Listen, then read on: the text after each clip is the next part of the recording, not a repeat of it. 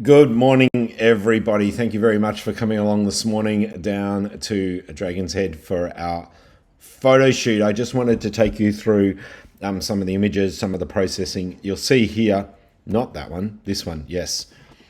That was my sort of general shot showing you that foreground that I was interested in, and that's the resultant image. So just illustrating the fact that we can get some really nice images out of something that looks pretty mundane. So this one here, coming to process it, the way I process all of my pictures is with the case of like, what's wrong with it? What can I do to improve it? First things first, that horizon's just a little bit off. So I've gone in here to the crop tool. I can press auto, which sometimes does a good job in just correcting it. And then other times you just need to do it manually. I just take my cursor to the bottom right-hand corner here.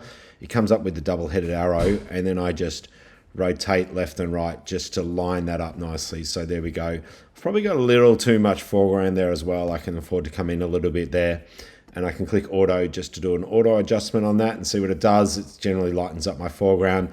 The sky is too bright to me. Remember I said that I'd probably end up darkening the sky. So let's just go in here to a linear gradient. Let's stop doing the one-on-one previews. It's just going to slow this down too much. And I'm just going to draw this gradient across the sky here just to darken it up, okay? And drop the exposure on that one there. That's quite nice. And then I'll click off that for the minute. Again, what else could I do to make this better? Is there a lot of color in it? No, not a lot, but we'll leave it color for now. I'm going to add a vignette down here in effects. And I'm going to add that just there, just to see what it does. But I'm also going to go back here and just add a bit of dehaze just to sort of tighten this up a bit. I really don't like that vignette now. It's made this right-hand side quite dark. I might just turn that off altogether just by double-clicking on the amount, the word amount there. That's taken it back to 0. The dehaze there has really smartened up that sky. You'll see it's really added some nice effect to it, but not too much, guys. Don't go too heavy on the dehaze. It's a very powerful tool, so you don't need to drag that too much to the right. It really does feel like it's lacking something here. I'm going to make a copy. So photo, create virtual copy. This is just the same picture, but I'm going to turn this black and white. And then what I'm going to do is I'm going to make this quite contrasty. My histogram is still well to the left there, so I'm going to add some white. Rather than adding exposure, have a look here. If I add exposure, everything just goes a bit wishy-washy. If I add white, it keeps the darks quite dark, okay? And then I'm going to go into clarity, and I'm going to add some clarity just to, you see the effect that's having, particularly on the bottom. Probably, let's do this. Clarity is having a good effect, particularly bringing out the detail here in the foreground, but it's also affecting the sky probably a little much than I want. So I'm going to go back here to my mask. I'm going to create another mask, a linear gradient, drawing that up from the bottom, about there. And I'm going to add clarity just to that bottom section. And that's just really made that section pop. Let's see if we add some white to this as well. Let's put the triangle up here on the histogram. Let's highlight that in the top right-hand corner. That will tell me if I'm taking this white slider too far and if that's going to blow out the highlights. You see, blowing out the highlights comes up with these red pixels here. So that's taking it too far. Let's peg that back a bit. And let's decide, and let's sort of step back and see whether or not that's had a good effect. Let's come back here in our history. That's how we started the black and white conversion, and that's where we're at now. Does that need more? I'm not sure. Let's go back to this vignette and let's try this again. No, it's too heavy. Vignettes don't work very well against the light background, and that's this section here at the bottom. It just doesn't really work well. It would be different if this was dark. The other thing that I find that happens with my wide angle lens when I get close, it may not happen with yours, but it tends to sort of either elongate it or really squish it. And to me, this feels like it's been pressed both top and bottom. I don't know whether I just need to just stretch it a little just by doing that. Let's have a look. You can turn this on and off just by doing this, pressing this eye tool. No, I don't like that because whilst I think it improves the image at the top, it's ruining the perfect cylindrical shape, circular shape, I should say, of this foreground. So I'm just going to take that off. and leave that as is. I think we're done with this for the minute. It looks good in color. It looks good in black and white. It's not my favorite photo, but it's certainly much better than this photo here, which shows you obviously just the overall landscape and that foreground that I was initially attracted to. Okay, I'll just for sake just tidy this up a little just to be able to illustrate that versus that. You know, let's get these side by side. There you go, X and Y. Let's swap these around. That's the more favored one. Yep. So you can see you've almost got like a before and after here. Okay, the illustration of using a wide angle lens. Let's go to our next series of shots here. This shot, just a general shot here, not supposed to be anything fabulous, but this is just showing the seaweed spot. Okay, so we've got all that beautiful seaweed down here. This is your iPhone in inverted commas shot that people might generally get because they go, oh, look, doesn't that look nice, you know? But not us. We come in here and we get down low and we get close into that foreground and we can get even closer still. Okay, so there's two shots here to illustrate that point. And you'll see I actually prefer this one rather than this one. I thought I was going to like this more because I'm closer, but I'm not sure that I do. So let's just correct that horizon. Click auto. We'll see what that does. Hopefully that dampens down that sky a little. Not as much as I'd like. These bright patches up the top here are annoying me a little. So let's just really dampen that down. And I find that if you really actually drop the sky like that, you can then go back into the picture and lighten up the whole thing. And let's go back in here and draw another gradient from the bottom. And remember I said if you drew the gradient from the bottom here, we're just going to touch this white slider, and that was really going to help just bring out the beautiful light coming off the foreground here. I think that's really worked nicely. This actually is working quite well as a color picture. We're just blowing out the highlights in the blue channel there. That's why that's coming up like that. So we've got sort of this shot. It's probably that vignette. Sorry, no, this gradient here is probably just coming down a little too low. I was darkening up this seaweed a bit much. And in fact, what I might do is come in here with a brush, make the exposure just a little bit bigger here, and make this brush quite large, put a bit of a feather on it, and just draw in some light into this section here because it doesn't feel like it's getting enough. And then I'm going to create another brush, but this one with a bit of white in it, and I might just sort of paint over these sections and see if I can just tease out a little bit more light in these sections here. Just painting light into the various spots here just to bring out that light that's reflecting off the foreground there. I reckon we've done pretty well with that. Let's tie it in with a nice vignette. Let's see if that works nicely there. It's darkened it a fair bit, so I'm going to go back into my picture and lighten it again. And that's quite nice. I think we've done pretty well with that shot. Maybe a bit heavy in the top section as well. I'm going to create a virtual copy like I did with the previous image. And I just want to turn this black and white and see how it converts. Because I did shoot it in black and white. So come on, why is that not working? It's thinking about it. It's being a bit slow, I'm not sure why.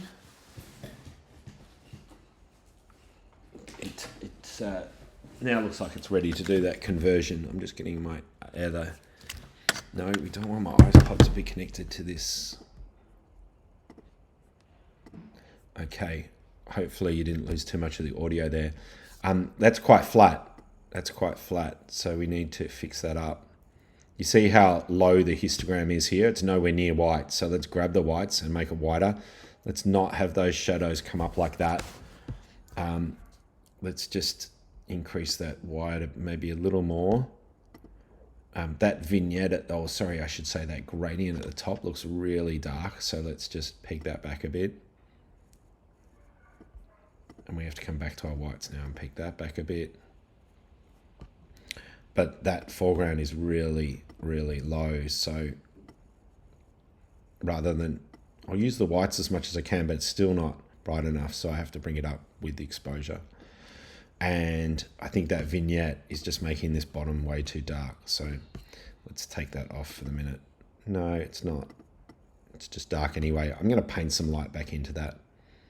That was the brush. I can use that again to sort of paint some more light into here, you see? Let's just painting some lovely light into here. That's what we want. We're using brightness to direct our eye where we want it to go. We don't want it to go too much into these darker areas. I just need to add some more brush to that spot here. This is too dark in here. Why isn't this working? That's better. Come on, catch up. It's a bit slow today. This in here. I just need to brighten all of that section there because it's a bit dark. See? Let's just lighten it up a little. It's quite nice. A little bit more here. A little bit more here. Maybe this rock as well. This rock's a little dark. Okay. That's a pretty good conversion. I'm pretty happy with that. And I think we do also have clarity attached to that one, don't we? Let's have a look. No? This one? No, not that one. Not that one. Not that. Not that. I thought it was this one. Yeah, this one here.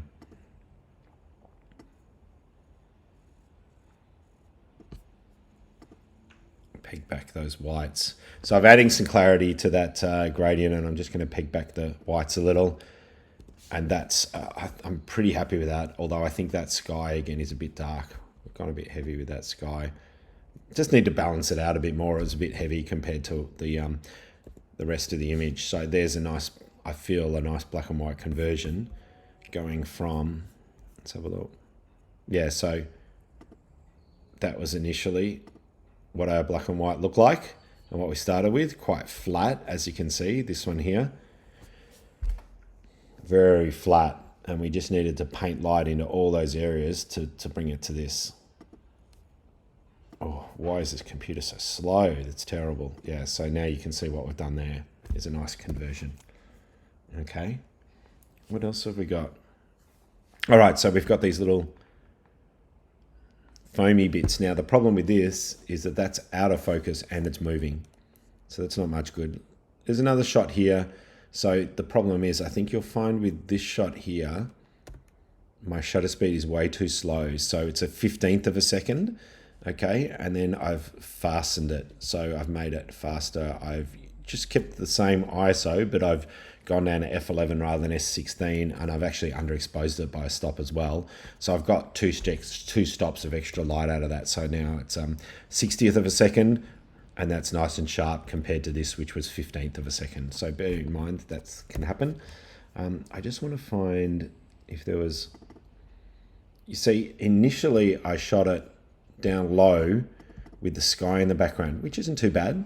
That's going to look really good in, again, a black and white conversion. Let's click auto. Let's do black and white. Let's add some clarity. And then all of a sudden that's almost there.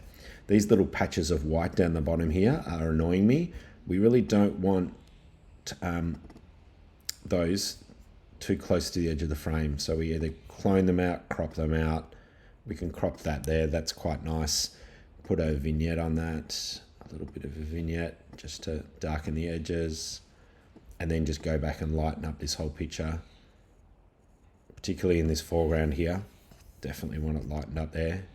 Haven't blown out a little bit of the highlights there, but that's a really nice conversion. That's worked really well. Look how much this black and white conversion has just beautifully brought out the light hitting the top of those kelp fronds there. I'm really happy with that. I'm going to 5-star that one. That'll look good full screen, you see? That'll work quite nicely. Okay. And then there was another shot here where I sort of went for something a bit more detailed. But the problem with this is, look, the water's moving too much. Again, I've not used a fast enough shutter speed there. 30th of a second. I probably need to be on a 60th or maybe 125th. It's kind of ruined that shot, unfortunately. That's got a bit more stillness in it. But I don't like those as much as this one. You see how simple this image is? It's just the foam and the kelp.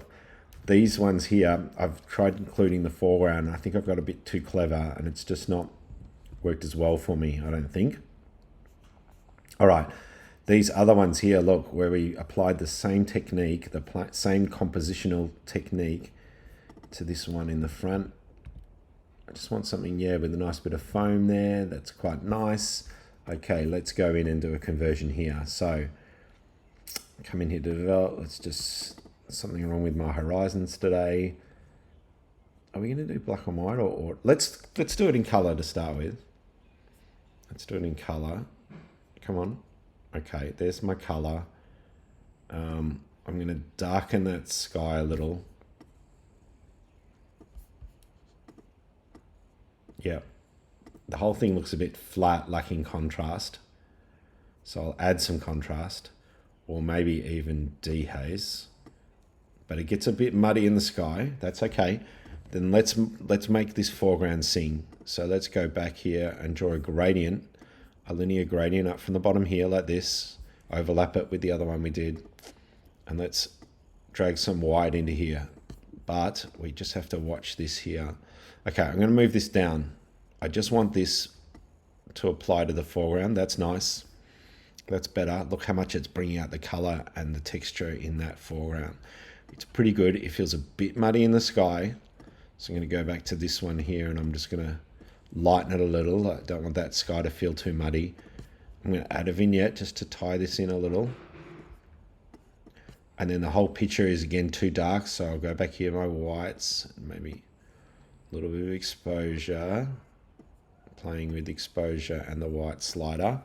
And I'm pretty happy with that. Look how much. So all I've done is this picture here. I'm pressing the backslash key underneath the delete key. And what that's done is it's just taken me to the before, which is what I started with. And now it's giving me the after. And I'm pretty happy with that. I'm going to 5-star that one. And I'm going to create a virtual copy. And I'm just going to turn it to black and white for us here, guys, and see if black and white works as well. It's not too bad. It's add a bit of clarity to the overall picture there. Look at the difference the clarity makes to the picture just to make it punch when you're doing a black and white, okay? It feels a bit flat there without any clarity, and then you add the clarity to the shot, and all of a sudden it brings out this beautiful detail here in the foreground on that kelp, etc. So that's your black and white versus your color. Let's have a look at those side by side. There we go. I personally love the color now. I think that beautiful color of the rock is just quite extraordinary. And contrast that with this yellow here. I think what we could do better is actually just come back in here and just increase the saturation, not necessarily in the purples, but in the yellows. I don't want that purple to go too purple. So I'm going to come down here to the color mix and I'm going to go saturation here. And I'm going to click on this little tool here and that selects the color for me. If I hover over the top of it and then scroll upwards, it's actually pumped a whole lot of yellow into that kelp, which I quite like too. I know I've gone overboard, but just for illustration. So I clicked onto the, you see how you got a little target tool there. I've just made that obviously brighter. This is again one of your general shots versus our final shot, which works very well. And I don't know that there needs to be a lot done to this one to process it. Very similar to what we do with what we've done already with all the others. I think it's going to work much better in black and white. We'll add some clarity, we'll add some contrast, and then we'll darken down the sky. Again, always looking at what could I do to improve this image? What's a bit not working right? Add some white there. Just again, you see, I'm not playing much with shadows or with exposure. I'm more contrast on whites, and that's because I want the black and white to stay black and white. I really want it to stay punchy. I was going to add something else there, but no, I think that's about it. You see, maybe that horizon's just a little off. Straighten that up nicely. I have cut a little bit of this off here, which feels a little bit missing, but there was a big footprint there, remember, as well. So I feel like that's a really nice conversion there from color to black and white. Certainly better in black and white than it is color. It's brought out a heap of detail in that sky, which I like. But you can see here illustrating the fact that you need to be close to your foreground. You need a strong foreground, middle ground here, background here. Okay, 5-star that one there. And of course we've got the horizontal version here as well, but we've got these footprints that are kind of stuffing it up a little. I think it does work equally as well as a horizontal than it does a vertical. So I think we've got a really nice mix of pictures there, guys. I don't have a dragon's head shot to show you. I was busy teaching at that point there. So we've got that one there, which I love. This one here, and this one here, and this one here, and this one here. So we're going to 6-star. I'll do those, and you can see here 1, 2, 3, 4, 5. My favorite picture from the morning is this one here. Yep. Yep, I just love the light coming off these two fronds here in particular. Compositionally, it works really well. The only thing I'd do to improve this again is go back up to here now. And I just feel like there's too much blue in this photo, so I'm just going to desaturate it. Because I think it's stealing away, the blue is stealing away from the rest of the picture here, so I just wanted to tidy that up a bit. And I might even go back in here and add some clarity just to this foreground. Yeah, look at that. That's working really nicely. Again, what I've got almost here is this natural drop-off of focus. So with my lens or with my medium format camera, my f16 doesn't give me as much depth of field as what yours does. It's equivalent of about an f8. And because I was focusing on, this part of the image, my stop number doesn't just allow this all to be in focus. I would need to focus stack it, but I actually like that natural drop off of focus because really we don't need to see that being sharp. Whenever it's sharpest draws your eye to the picture most, and that's right in here, which is where we want it to be. All right. So we can use light to direct our eye into the picture and where we want it to go, which we've done here. We've darkened the edges and we made this quite bright, but we can also use focus. And of course, this is the sharpest part of the image, and then this is not, and that's okay because we don't want people's eyes wandering back here and getting lost back here. We want it up the front here with these two fronds. And I always love having more than one in the picture. So if you've got two of something, three of something, and they all work well together, that's better than one on its own. So for all those reasons, that's why I think this photograph works. Hope you got something from that, guys. And thanks very much for joining me this morning, and hope to see you again. Cheers.